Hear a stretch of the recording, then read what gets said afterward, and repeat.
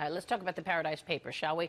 13.4 million documents have been leaked from a Bermuda-based law firm that specializes in offshore accounts. According to the documents, Commerce Secretary Wilbur Ross did not disclose ties to a gas company partly owned by Vladimir Putin's son-in-law before his confirmation. So Ross reportedly severed ties with over 80 companies that could be seen as conflict before his cabinet post. However, according to this report, Ross, some of the interests he still is involved in are based in the Cayman Islands. Judge, what's your take about here?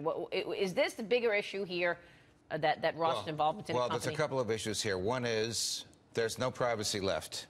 I mean, you just can't rely on anything. Whatever secrets you put or personal information you put, I'm holding up Lee's iPhone, just expect that anybody can get it, because these people paid a fortune to keep this secret, and now it's all exposed. Second is, it is not illegal to invest in an offshore company. It appears that these investments were perfectly lawful, and they include a lot of people, including Queen Elizabeth II, although these records go back to 1950.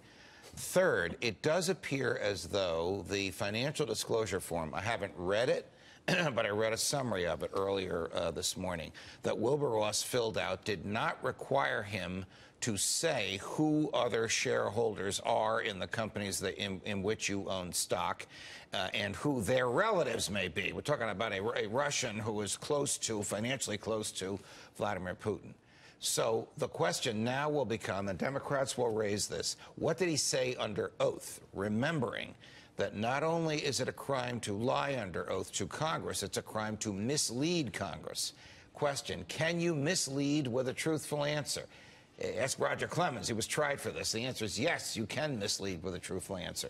So the mainstream media and a lot of people that don't like the president are now going to go back and look at every question put to Wilbur Ross and every answer that he gave to see whether or not he was truthful. But that wouldn't have legs unless the Republicans lose the House, potentially. Well, it may have political legs. I mean, this would be politically embarrassing for the president and for Wilbur Ross if he misled, if he yeah, but we got a statement. We've got a statement. Let me just get the statement out. The statement denies that there was any misleading. Spokesperson for Secretary Ross has released this statement about the Paradise Papers, saying, in part, Secretary Ross was not involved with Navigator's decision to engage in business with Cyber, the Russian energy company, which was not under sanction at the time and is not currently. Moreover, Secretary Ross has never met the Cyber shareholders referenced in this story.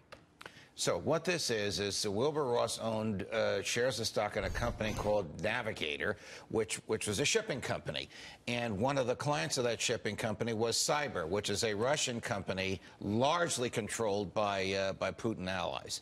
Is Wilbur Ross obliged to know the shareholders of the clients of the companies in which he's invested? We're really many steps removed from the decision of the investor. And how detailed is the requirement of Wilbur Ross to reveal this to the Senate committee or whoever it is that before whom he testified? It's anything to further this Russian narrative. Exactly. Anything to further exactly what I was saying. That's the biggest issue. Exactly what I was saying. I could not agree with you more. This may actually help. Take us down another crazy road of, relationships. It just makes no sense. This is so tepid, so meaningless, so far removed from what's right and what's wrong. It might actually help the president that his adversaries are raising it.